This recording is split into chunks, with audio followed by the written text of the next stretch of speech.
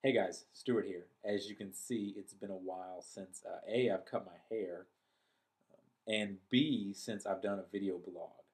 But I've got a topic for you tonight that I want you to think about. Give me your opinion on your feedback, and let's see where the conversation goes. As I was driving home this evening, I was thinking about chemistry, not high school chemistry with periodic tables and mixing this and that together to get this, not that type of chemistry. I actually wasn't all that interested in that type of chemistry. This type of chemistry, I mean relationship chemistry between two people.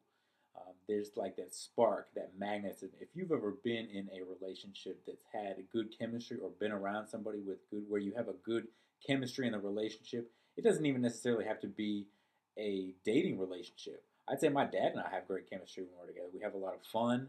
Um, we always want to just hang out and just kick it, just have a good time. So it doesn't even necessarily have to be a dating relationship. But when I was thinking tonight, that's what I was specifically thinking about was in a dating relationship context. And the one thing that I concluded is that chemistry can be a very dangerous thing for this reason. Chemistry can make a bad relationship seem like it's better than it is. What do I mean by a bad relationship? I mean a relationship where you're probably not as compatible with the person as other relationships that you've been in, but because of the chemistry in the relationship, it makes it seem like there's really more compatibility than what's truthfully there. So there's two areas that I'm thinking about. There's chemistry and there's compatibility. And I'm thinking about how do we balance the two? I guess if I think about a scale, do we want them to be even? Do we want chemistry to be here and compatibility to be here? Do we want them to both be up here? Do we want, is compatibility more important than the chemistry, or is chemistry more important than the compatibility? Personally, for me, chemistry is kind of a deal breaker. If I don't have chemistry with you, it's just not happening. For one, I'm not going to want to hang out with you because we're not really going to be having a lot of fun. We're not going to be having that energy when we are together. So I'm not going to be wanting to hang out with you in the future.